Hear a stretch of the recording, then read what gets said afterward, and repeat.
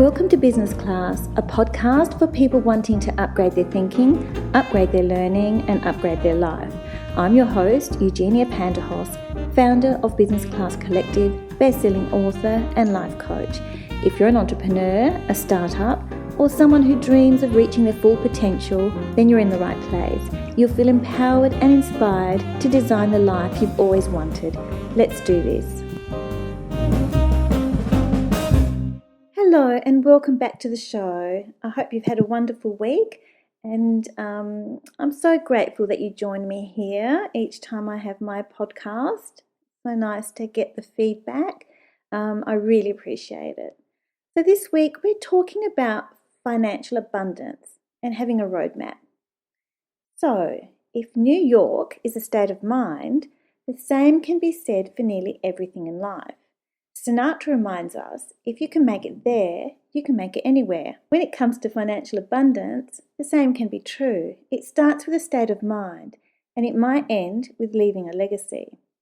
We all desire to be truly free to do more of what we love, free to choose what to do, when to do it, and who to share it with. We want to be free to choose our passions, our projects, our investments, our charities, our generosity, and our peace of mind. Now, how we talk to ourselves about money really matters. Have you ever found yourself saying, "Oh, I don't have enough money, I'll never be able to afford that," or desiring money is bad or greedy, "I'm not good with money. The more I give away, the less I have for myself. The only way to earn money is through hard work and sacrifice." These thoughts are based on lack and scarcity. So let's try replacing these internal dialogues with thoughts of abundance, ease, and generosity. So let's do a swap. Let's try, the money I have is enough and I get to earn and spend accordingly. I will create a plan to afford the life I desire. Having money is not bad. It allows me to have choices. The more I make, the more I can make a difference to those less fortunate. I get to work for money and I get to invest and make my money work for me. How powerful is that? I remember asking my father what was the most important thing in his life.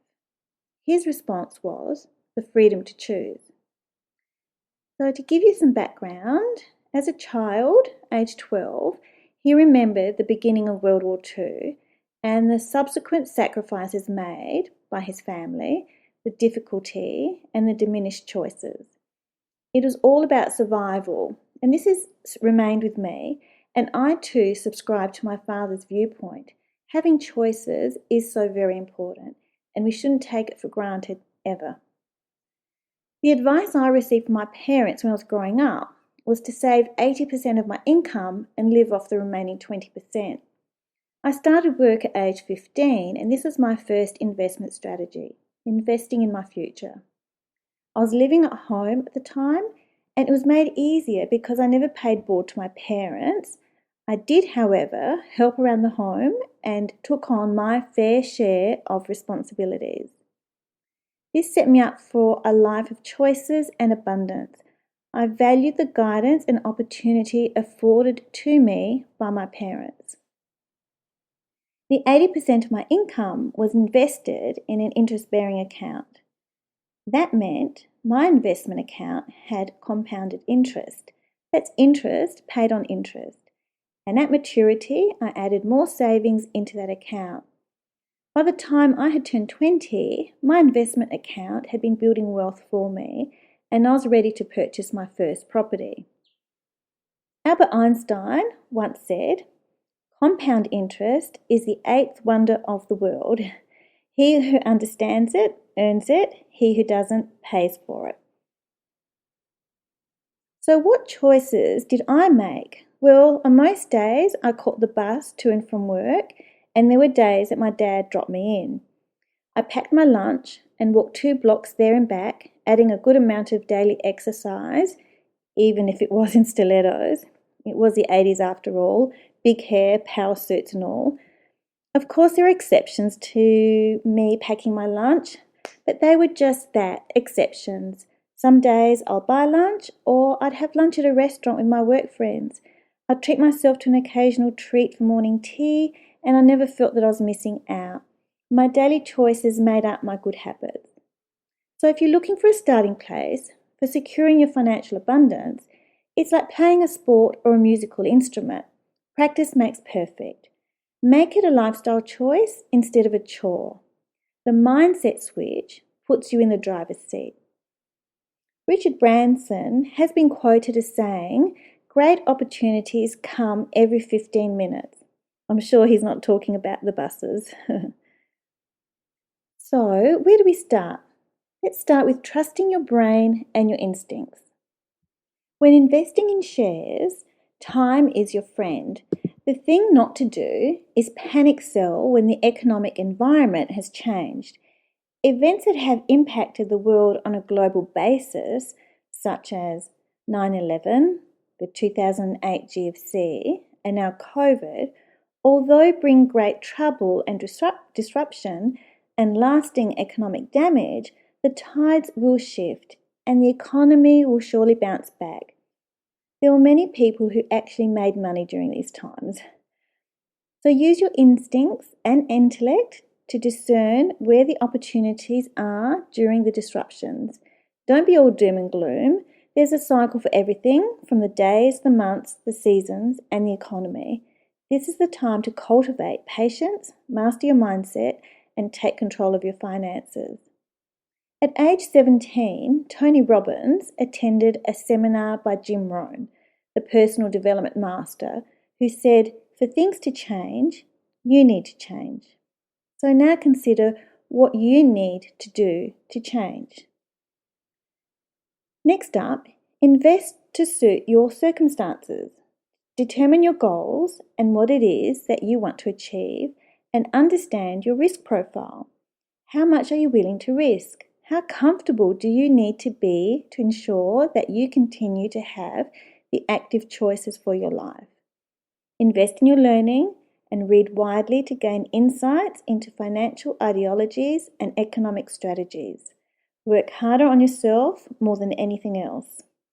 Focus on what you currently have so that you have a happiness and contentment marker, if you will. This is your baseline. Celebrate the fact that you can put food on the table, pay your utilities, you can plan an annual holiday, pay tuition for your children, and that you have some left over to give to those in need. Don't compare your journey to anyone else. Next, decisions and limits. Determine your decisions and investing limits not on impulses or emotions, but instead on facts. This is a muscle that requires flexing. I remember when I was at an auction ready to purchase my first home that I just loved, I could see myself living there and was altogether excited and nervous. I was so heavily invested in the dream that when I was outbid and didn't get the house, as I knew not to exceed my financial limits, I could feel tears welling in my eyes. I was consoled by complete strangers who were hoping I'd be the successful bidder acquiring the home and perhaps being their neighbour. But I learnt a valuable lesson, and that was it's okay that I was excited at the fact that I could be in a position to bid at an auction, but not to become devastated when it didn't work out. I also knew not to be impulsive and push harder in the bidding, which would make it stretch that I might not be able to manage. Basically, with emotions aside, I managed the risk. There will always be another opportunity, and yes, sure enough, it came along, and that was a family home that I enjoyed for some 36 years. More recently, I found a property that I wanted to invest in. I could see it needed some work, the structure was solid, and the work required was only cosmetic. My offer was unsuccessful. But I trusted in the timing in my life, and after a few months, a property across the road from the initial property came on the market. It was in amazing condition, on the better side of the street, and didn't need any work, which meant I was able to rent it out straight away. This is the property I was meant to have. Trusting the process, trusting my gut, making decisions with my head, and managing the risk have been worth it. Although there's been a lot going on globally, there's never been a better time to live in terms of ease. We have fresh running water, cooling, heating, internet connection, food whichever way we look, adventures when and if we want them, and opportunities to back ourselves.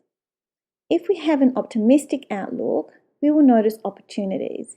If we have a pessimistic outlook, we will notice problems. So remember that you're the sum of your choices. Choose to back yourself and invest in your future. Consider where you can add more value to your life and financial abundance.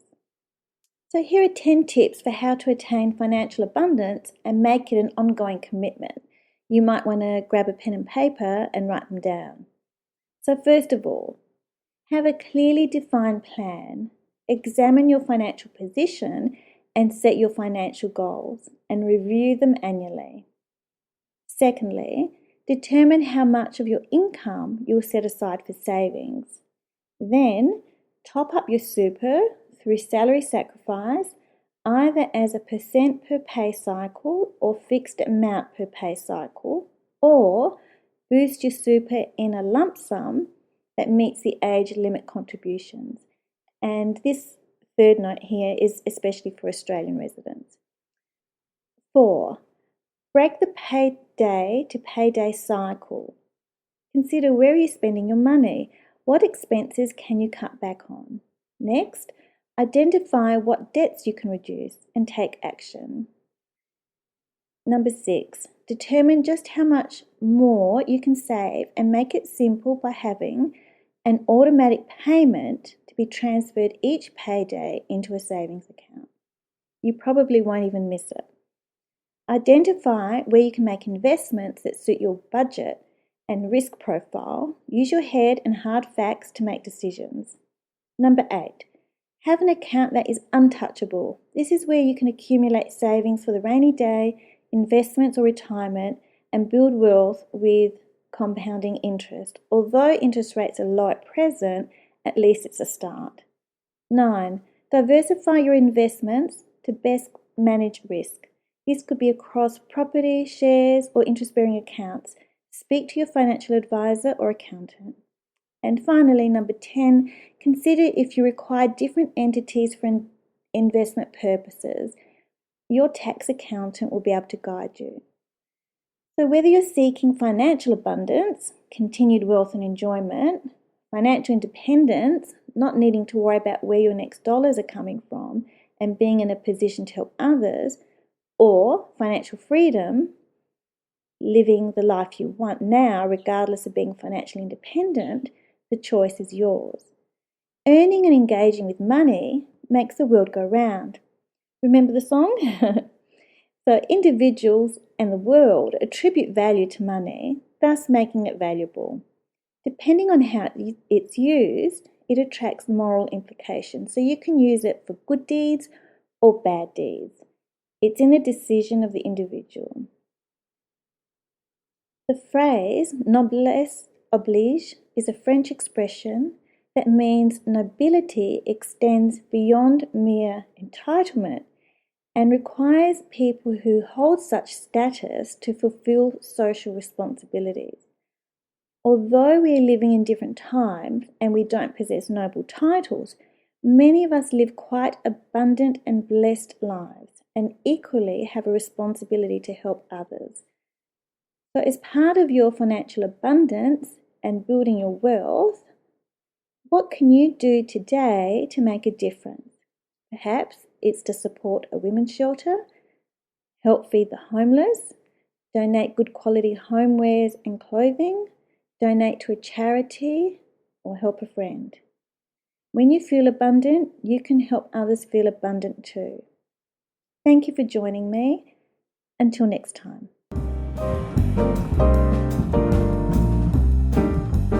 You've been listening to Business Class presented by Eugenia Panterhos, founder of Business Class Collective. If you haven't yet, go to Apple Podcasts, subscribe, rate and review this podcast. Share the love and let your family and friends know too. You can follow Business Class Collective on Instagram and Facebook. Join me next time.